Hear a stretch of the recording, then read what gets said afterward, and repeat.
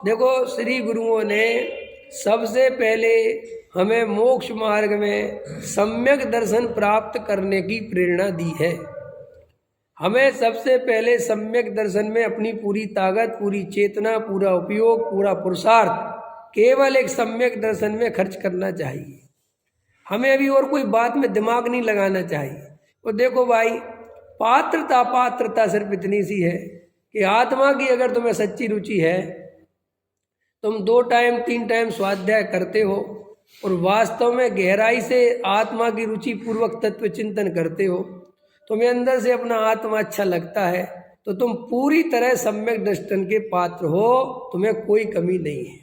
अब उल्टा करो, तुमने बहुत व्रतशील संयम आदि ले रखे हैं, ब्रह्मचारी तक बने हुए हो, लेकिन तुम्हें अंदर से कोई आत्मा की रुचि नहीं है, तुम कोई स्वाध्याय नहीं करते, कोई तत्व चिंतन नहीं करते, तुम केवल अपने कैसे भी करके क्रिया का पालन करते रहते हो, वो जीव सम्यक दर्शन का पात्र नहीं है।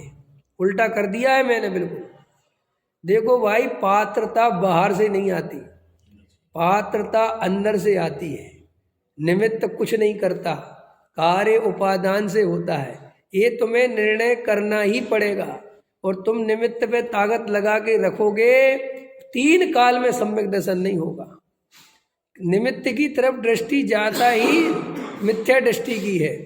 सम्यक दृष्टि की दृष्टि तो अपने ज्ञायक भाव में अपनी योग्यता से, वो जानता है अंदर कोई क्या करा लेगा। अरे मारीची को सम्यक दर्शन नहीं होना था तो आदिनाथ भगवान के समूह में बैठ के भी बात समझ में नहीं आती, और जब सम्यक दर्शन होना होता है तो समझ में आती है। तो यही तो समझा रहे कि निमित्त की तरफ क्या ताकत लगा कि नहीं साहब व्रतशील संयम ले लेंगे, अनुकूलता बनेगी, सब व्यर्थ की बात है। आत्मा की रुचि करोगे वो अनुकूलता है।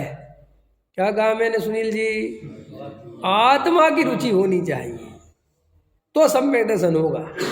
8 पैरा घी की रुचि हो गई, इससे सम्यक दर्शन का कोई लेना देना नहीं साहब। पर की दया, पर की दया, भैया पर की दया पहले निर्णय करो कि पर की दया पाल नहीं सकती, कि पहले नंबर पर चाहिए।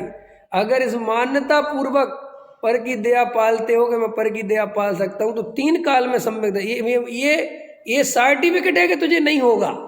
अंतर समझ में आया कि नहीं आया? क्योंकि तेरे मिथ्या तो डबल हो गया। मैं व्रतशील संयम पाल सकता हूं, मैं कितनी बढ़िया क्रिया करता हूं, मैं कितनी बढ़िया क्रिया का पालन करता हूं, ये मान्यता इस बात की निशानी है कि तेरे सम्यक दर्शन नहीं हो सकता। और जो जीव अपने को वह करता ज्ञायक स्वभावी अनुभव करता है, गहरे तत्व विचार करता है, जिसकी संसार से रुचि छूट गई।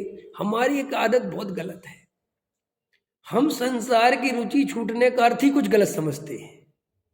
नहीं समझ में आया सुनील जी? हमारी संसार की रुचि छूट गई का अर्थ हम व्रतशील संयम से जोड़ते हैं, जबकि पहले नंबर पर रुचि श्रद्धा से टूटती है कि चारित्र्य से टूटती है। नहीं समझ में आया? समझो, तुम एक शादी में जा रहे हो, शादियां होती ना, निमंत्रण आता ना तुम्हारे पास। एक शादी में तुम रुचि पूर्वक जाते हो और एक शादी में फॉर्मेलिटी के लिए जाते हो। दोनों में अंतर है कि नहीं? तो जिसमें तुम रुचि पूर्वक जाते हो वो मिथ्या दृष्टि वाली की शादी है, समझ में आया?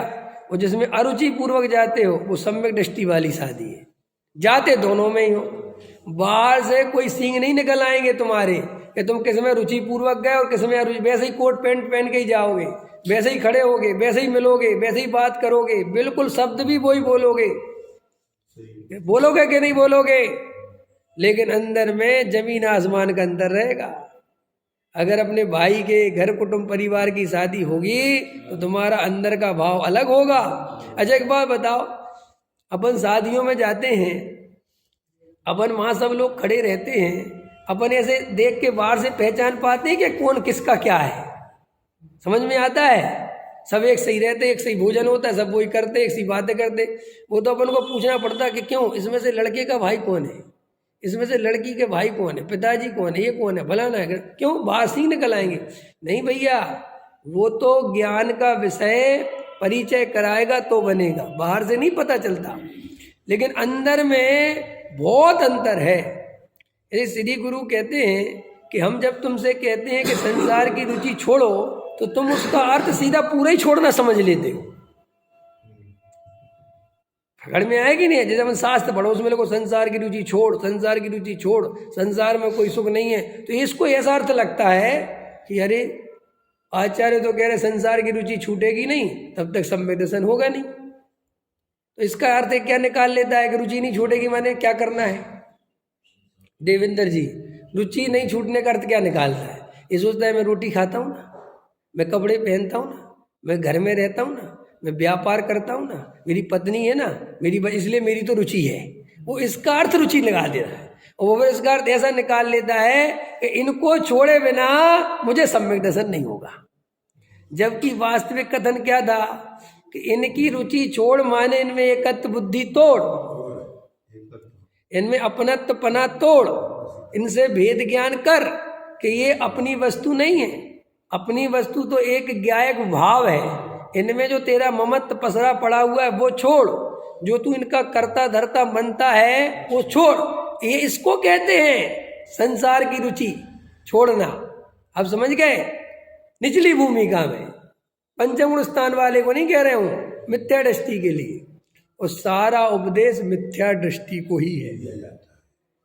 सम्यक दृष्टि तो उपदेश सुनता है इसलिए कि और पुरुषार्थ जग जाए अपने स्वरूप में रमने का, वस्तु स्वरूप को समझने के लिए नहीं सुनता सम्यक दृष्टि प्रवचन। कि क्यों? कि अगर वस्तु स्वरूप ही नहीं समझा था तो सम्यक दृष्टि हुआ कैसे? कई लोग तर्क देते हैं, क्या तुम मुनिराज से बड़े हो गए, क्या तुम उनसे पंचम स्थानवर्ती ब्रह्मचारी त्यागी वे समुसरण में बैठे रहते हैं। अरे भाई बात ये है ही नहीं। समझ में आया? वहां पे जो मुनिराज बैठे रहते हैं उनको जिनेन्द्र देव की समुसरण में बैठ के ऐसा भाव आता है कि हे जिनेन्द्र देव, आप भी मेरी तरह भी कुछ समय पहले मुनिराज अवस्था में थे, आपने कैसे छपक श्रेणी माणी, कैसे आप केवल ज्ञान को प्राप्त हो गए। अरे प्रभु, ये कहाँ मुझे संजुलन का राग सता रहा है, मैं भी अपने स्वरूप में स्थिर होता हूँ। तो ऐसी प्रेरणा मिलती है। समझ में आया? चौथे वाले को पंचम में जाने की, पंचम वाले को मुनि बनने की, और मुनि को केवली बनने की प्रेरणा मिलती है। और मिथ्या दृष्टि को सम्यक दृष्टि होने की प्रेरणा मिलती है। समझ में? तो असली काम जो है अज्ञान तो मिथ्या दृष्टि का दूर करना है। सम्यक दृष्टि के पास कोई अज्ञान नहीं है। तो मैं आपको वो संबोधन सुना रहा था कि वहाँ पर इतना संबोधन किया कि पहले देखो, फिर भी वो वर्णी जी कहते नहीं मैं तो लूँगा, तो कहते सुनो अभी एकदम मत लो, अभी तुम एक काम करो, अभ्यास करो। हाँ, उसमें लिखा है अभ्यास करो और हम तुम पे ध्यान रखेंगे कि तुम क्या करते हो। ऐसा लिखा है उसमें। समझ में आया? बिल्कुल हमारी देख रेख में पालोगे। और वो जो बता रहे वे खुद शादीशुदा है। सोचो तुम क्या गजब है। यहाँ तो जरा सा शादीशुदा है, वो तो पंडित है, वे खुद तो शादी कर ली, वो क्या उपदेश देंगे? है कि नहीं? नहीं समझ में आ रहा मैं क्या कह रहा हूँ? वो जो समझा रहे हैं व्रतों के, वह किसको? वर्णी जी को। वे खुद ग्रस्त हैं और कह रहे हम तुम पे पूरी नजर रखेंगे, अभी अभी अभी तुम ऐसे नहीं करना। सोचो बात। लेकिन आज ऐसी गंगा बहा दी है उल्टी कि गृहस्थों से नहीं सुनना, पंडितों से नहीं सुनना, ये क्या सुनाएंगे, इनके कोई संयम नहीं। अरे भाई, संयम जो बाहरी संयम है वो सम्यक दर्शन का कारण नहीं है। मान के चलो, उदाहरण दे रहा हूँ, थोड़ा खतरनाक है समझना। मैं साधु हूँ, मैं अभी साधु हूँ, मान के चलो मैं नग्न दिगंबर साधु हूँ, और मैं तुम्हें तत्व की ये भी सीढ़ी नहीं सुनाऊँ, तुम्हें सम्यसन हो जाएगा? बोलो, हो जाएगा? केवली भगवान बोले नहीं, केवली को देख के सम्यसन हो जाएगा? अगर ऐसा होता तो बोलते ही नहीं। फिर तो जो 66 दिन तक 65 दिन तक लोग समुसरण में जाते रहे और महावीर की दिव्य ध्वनि नहीं गिरी और लोग लौट लौट के घर आ जाते थे, तो कितने सम्यक दृष्टि हो गए थे? तो सारी सम्यक दृष्टि हो जाने चाहिए ना, क्योंकि देखने तो रोज मिलते थे भगवान, फिर क्यों नहीं हुए सम्यक दृष्टि? भाई साहब, देशना के बिना सम्यक दर्शन नहीं होता। देशना असली निमित्त है सम्यक दर्शन में,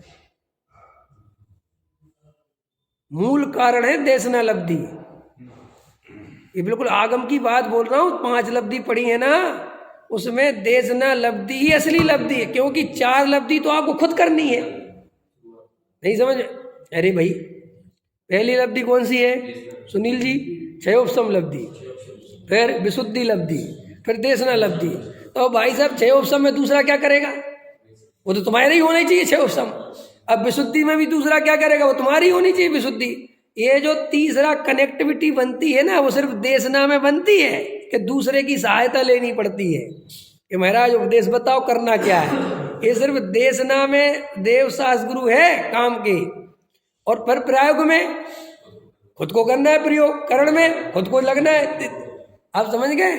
तो भाई देशना लब्धि मस्ट है, और देशना लब्धि में तुम संयम हो कि तुम व्रत पालते हो, ये नहीं है। देशना लब्धि इस आधारित पर टिकी हुई है कि तुम आगम अनुकूल तत्व सुनाते हो कि नहीं। आप समझ गए?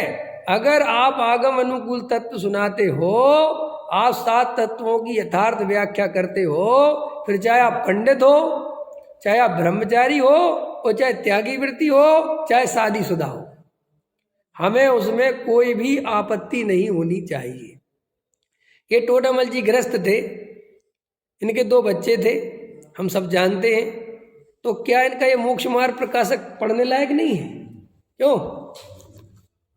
अरे साहब पढ़ने लायक कह रहे हो आप? ये शास्त्रों का शास्त्र है, ये महाशास्त्र है। ये तुम इसको ये पंडित का कह के अगर इसका विरोध करते हो तो मोक्ष मार्ग के विरोधी हो भाई साहब।